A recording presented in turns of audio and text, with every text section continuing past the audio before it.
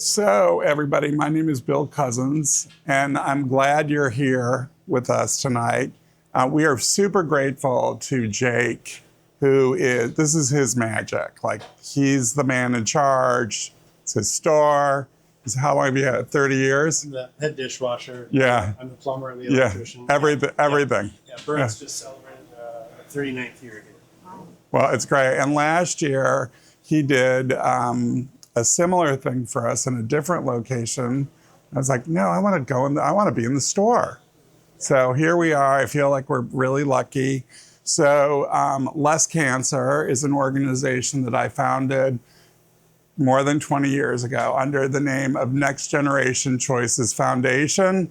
The work started in 2003. We became a nonprofit in 2004. And we've been very engaged in continuing medical education, health policy, and general education of communities. So these workshops that we have another one tomorrow at the Cancer Center called When You See Something, Say Something. This is how we do our work. So we're a grassroots funded organization.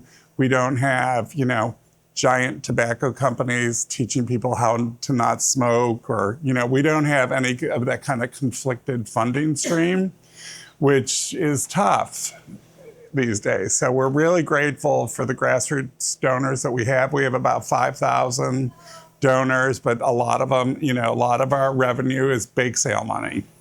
So we don't have a lot of grant writing or a lot of, anything like that. Anyway, today we're here with Dr. Petzold. Tricia Petzold, who is originally from Detroit, from Michigan, is at the University of Utah. She's done work with the Huntsman Cancer Institute. She teaches, she has her own practice, and she's the chairwoman of Less Cancer. And one thing that really sets us apart is that we have a physician that is our chairwoman.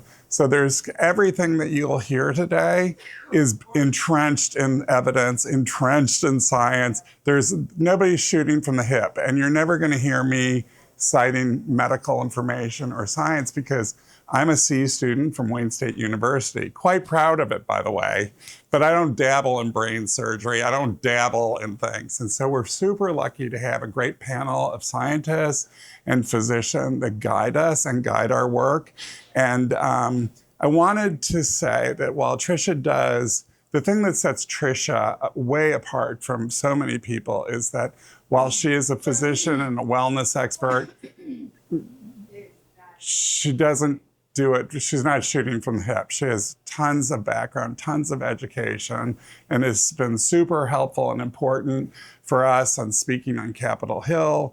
We are founders of the National Cancer Prevention Workshop, the United States Bipartisan Cancer Prevention Caucus on the Hill, and we have done a lot of those kinds of programmings, everything from drinking water to indoor tanning to nutrition to health access, Medicaid, a lot of issues we've been engaged with. So that's a little bit about us, and I'm going to turn you over to Tricia. Are there any questions that pop up? Nope.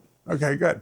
So Tricia Petzold, please come on up here and take over. Thank you. And we're so grateful for you being here. Tricia is a fearless leader that got hooked into this 10 years ago.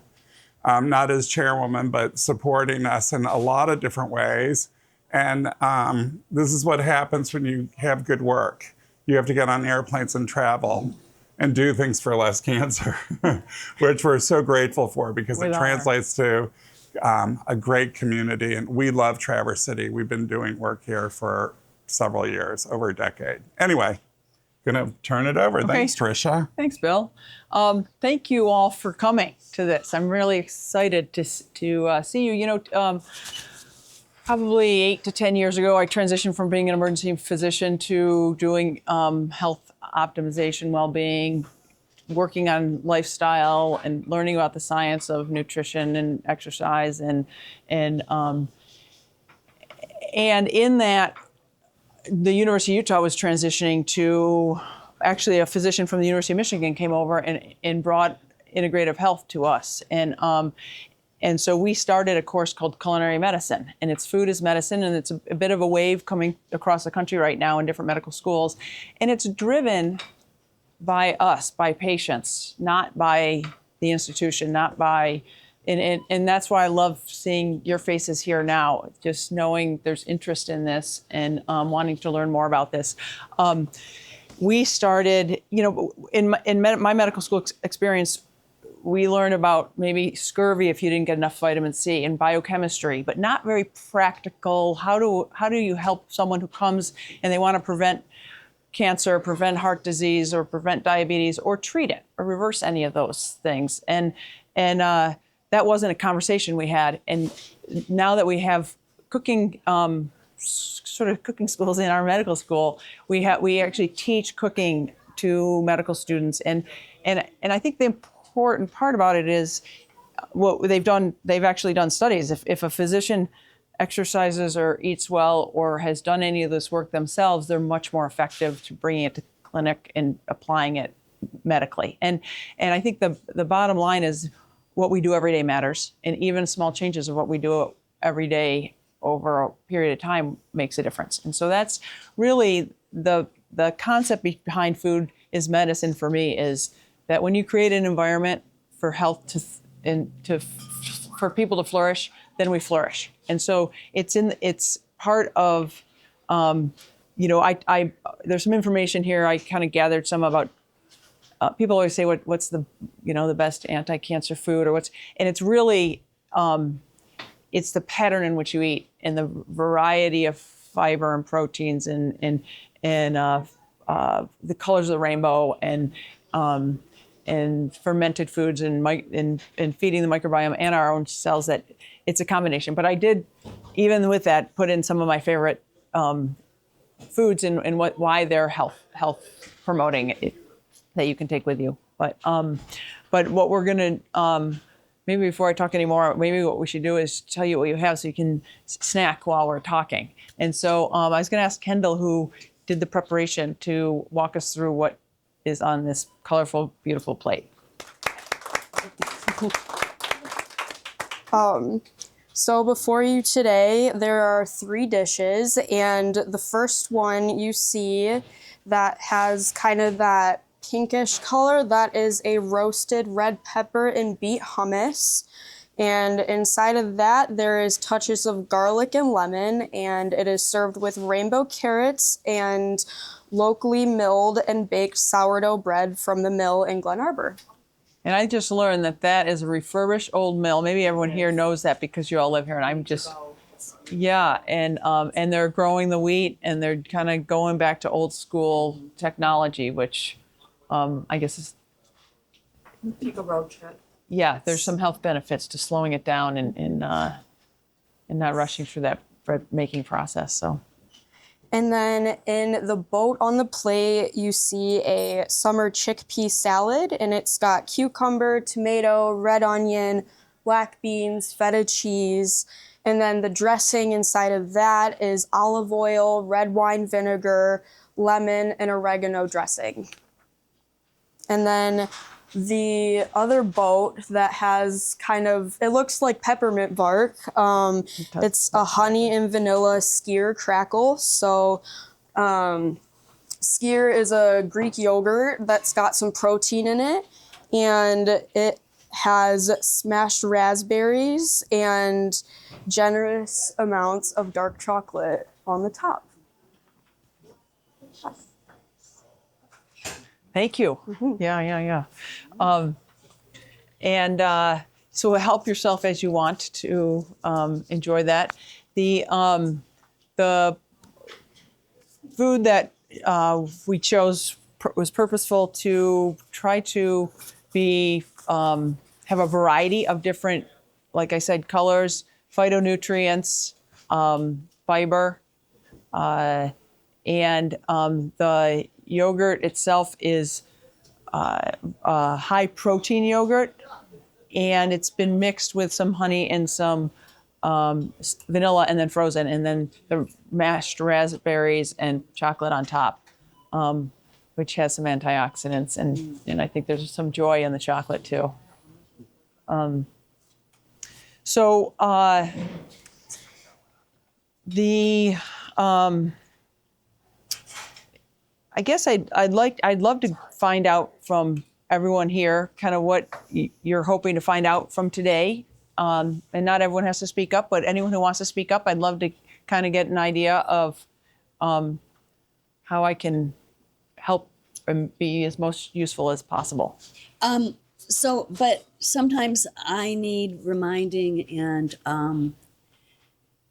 I try to take on too many healthy changes at once sometimes. So I'm hoping to come away with this with a couple of things that I'm going to change in my dietary day to day, small, Yes, meaningful changes. that's great. When I think about anti-cancer nutrition, I think about anti-inflammatory. They often go hand in hand. And things that we often do in our culture and society is to start saying, well, I can't eat added sugar, I can't drink too much alcohol, I can't eat processed food. And it's very, and then all of a sudden I can't eat gluten, and I can't eat dairy, and I can't eat soy. And all of a sudden people can be afraid of the food that can really nourish them. And so, and so I think when I start with a lot of people, I will start with, what do you love? And then often I'll take a 3-day journal of what someone's eaten. And if broccoli is the only vegetable on there, but they eat it 3 times a day or 2 times a day, then we can talk about variety, different colors, different. But I usually aim towards diversifying. So I have a chart I hand out that has a checklist of plants by color, and people can. I've been eating only orange for a while, so I got to go to blue or red, and you get different nutrients from that. And it has a plentiful, filling approach to it rather than deprivation. And so I think that to me, because, and the other is trying to aim for 30 or 35 grams of fiber a day. In our society, we generally don't eat that much. Some people do. If you measure it along the way and you're getting that's great. Add 5 more grams wherever you are. And then protein. I think with muscle loss as we age, trying to take in close to 30 grams of protein with each meal, which can be hard. If you eat animal protein, fish, 4 or 5 ounces of fish, 4 or 5 ounces of chicken, really animal protein's an easy way to get to that number. If for people who are vegetarians, then what we've done is done a vegetable high protein salad here with we've added chickpeas, and both in the hummus and in the salad, and that's a high protein. For soy is a high protein option for vegetarians, and then it's amazing. There's a little bit of protein in a lot of plants. So the more diverse you go with variety, the more you're getting a couple grams of protein here, a couple grams of protein there. But you really do have to generally think about it and to make a list of things that have 10, 20, 30 grams of protein in it, so that you can have that come to the top of mind when haven't been able to catch up with your protein. So, okay. Yeah, it's a good question. I know a lot of people, they try to get their protein through stuff like protein powder and stuff like that. Is it more important to get the protein or to eat more whole and less processed foods?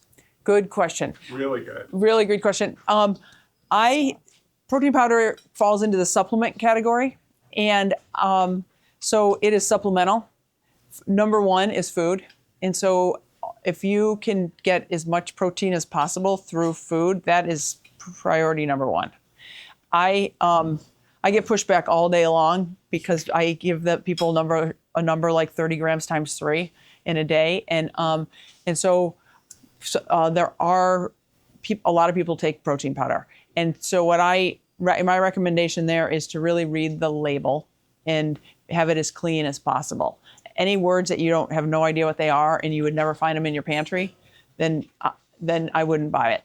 A lot of those supplements are unregulated, so you don't really understand what you're having. And I don't know if some of the people in here have read about the concern of increased colon cancer with marathon runners. And there are a lot of questions about what they're eating, how they're eating, no answers. And I'm not in a position to speak to any of that. But I do know that that is unregulated. And as a diabetic myself, I work to eat a lot of protein. So I eat things like eggs and things that are real and we know. We need fiber, and the more you process food, the less opportunity you have to feed fiber to the microbiome to prevent colon cancer. What are your favorite ways to increase fiber in your diet? Like any secret foods that really pack a punch? Glass on grape nuts. Surprisingly, avocado. Avocado has 9 grams of fiber. The whole avocado. I often will, if someone is a granola type breakfast person, I'll have them buy just organic psyllium root, a psyllium husk, and just put that up. Not Metamucil, not full of chemicals that are with it, but just psyllium husk. I'll add a tablespoon there. Hemp seed. So hemp seed on salads or in smoothies. And then if someone's a smoothie maker, kale and spinach. But surprisingly, those greens, you have to eat a lot of them. I got a question for you, Tricia. Because I'm always looking for higher protein, higher fiber. I'm a granola kind of person. I love it. But for me, that's opposite day. It doesn't work for me because of the diabetes. So if I want to treat and I'm not really feeling like eggs, sometimes I'll take a handful of cereal, just regular cereal. And then I take a double handful of walnuts. Then I put nut milk in there and some dried fruit. So for me, walnuts are a fiber thing that has some protein. Are there any other benefits to walnuts that you might share or know of? Yes, B vitamins. They're nutrient rich. They're good fiber. All these different plants, whether it's herb seeds, nuts, and spices, are antioxidant.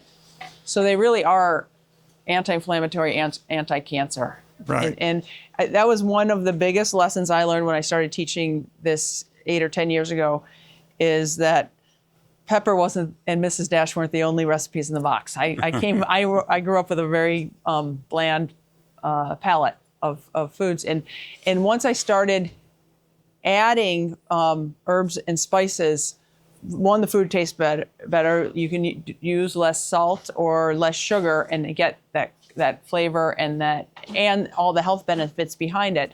And so a lot of people talk about this elimination diet. I want to figure out how do I eliminate foods until I feel better.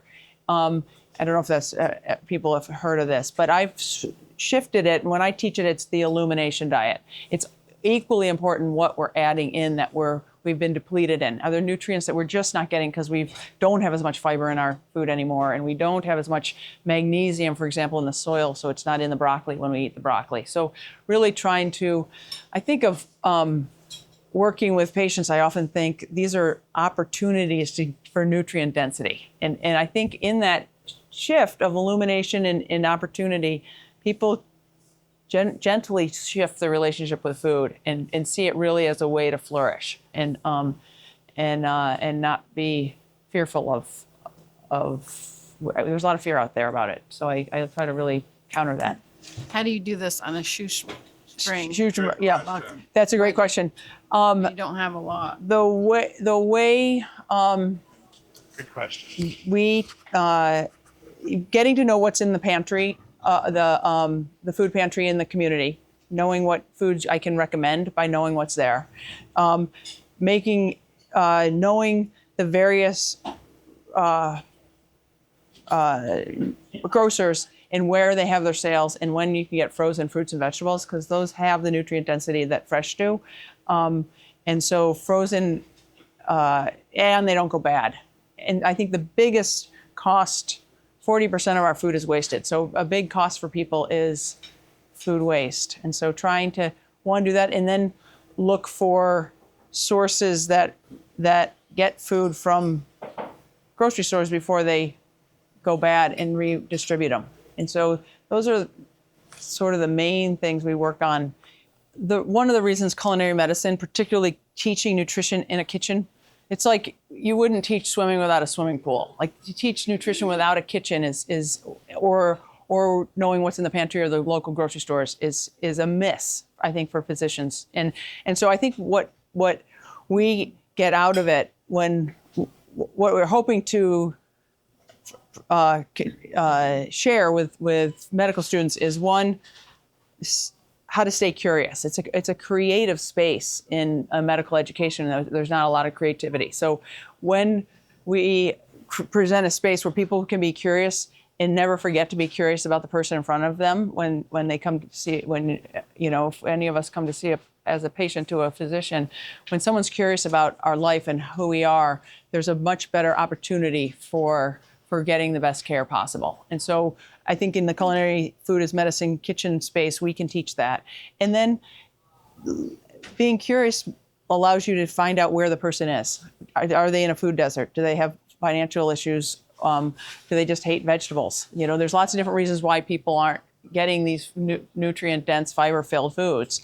And so having not only, and then going through it themselves and realizing, the first time I taught this course, I was very intimidated because I never went to any kind of culinary school. And the first medical student came up to me and she said, "Okay, I've never cut a tomato." And I said, "Okay, I can teach this class. This is all right." There is a book that I listed on the back of this page called The Cancer Fighting Kitchen.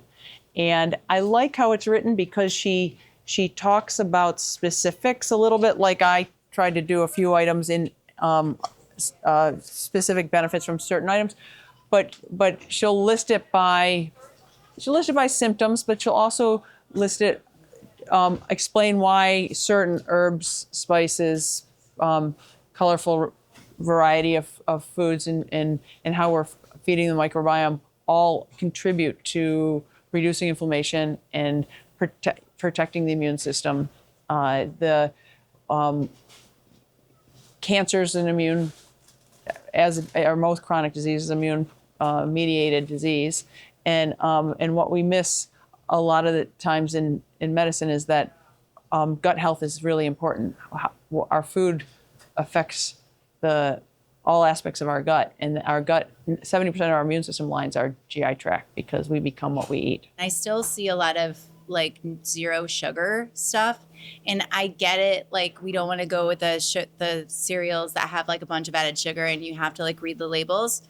But I guess I'm a little bit weirded out by all of the sugar substitutes too, and I'm kind of wondering. Even a stevia that they're this is a natural plant. It just all of it weirds me out. The flavor weirds me out. Yeah. And I would almost rather just be Eat the sugar. eating the cane sugar, if it's not that much, than Yeah. eating one of those. And I think also just the organic versus non-organic thing. I think those are two things that I was a little bit curious about. Yeah, those are really good questions. The sugar piece, we have increased the amount of sugar as a society dramatically in the last 20 years. And so that, we have sweetened things and we can change our taste buds in 3 weeks. I mean, you can do this illumination experiment and really all of a sudden fruit tastes really sweet. And before it was neutral because there was so much other sugar coming in. So I think your point of, and then a regular soda will have stevia and sugar because it's not sweet enough. We keep raising the sugar quotient in our foods as general, and it's happened sort of below the radar, so we're not really seeing it. And then there's so much sugar around. So I think number one is trying to eat and drink things that don't have added sugar in them, and because the amount of sugar we're eating is too much. That said, zero sugar, so artificial sweetener, I have more concern about than sugar. People who love food are like, all you do is you don't even have to put a nickel in. They just like will tell you everything.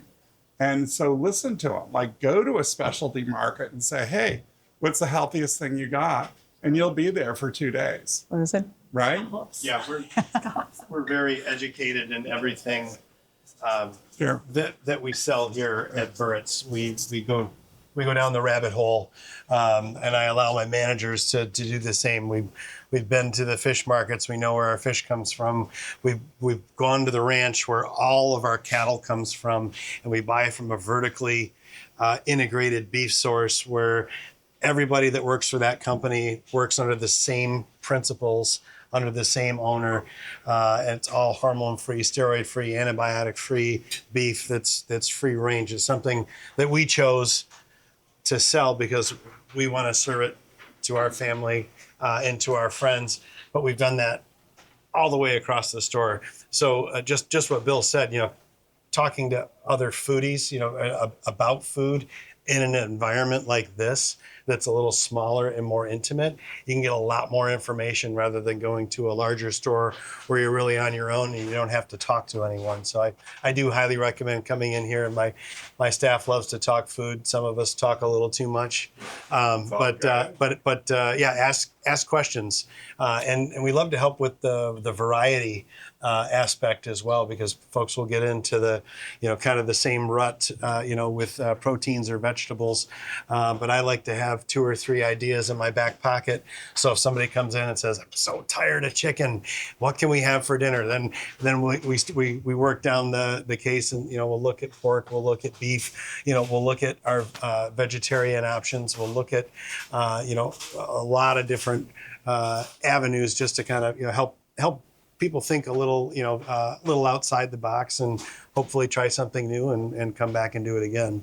We have a lot of the answers, and I do have a lot of customers that come in that say, I have this intolerance or I'm allergic to that, and we help them navigate. Something interesting that's come up in the last couple of years is with our beef specifically, finding a lot of folks that had to give up beef because it made their stomach upset. They couldn't digest it. It was uncomfortable to eat beef, and turns out they have a corn allergy that they didn't know about.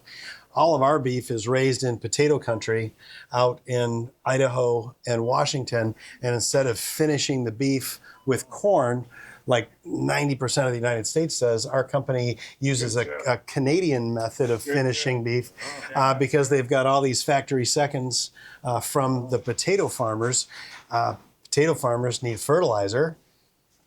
Cow farmers have a lot of fertilizer. They need potatoes. It's this great synergy. That was the first thing I noticed when we pulled up to the feed lot, to the finishing lot for the cattle, was this football size mound, football field size mound of potatoes.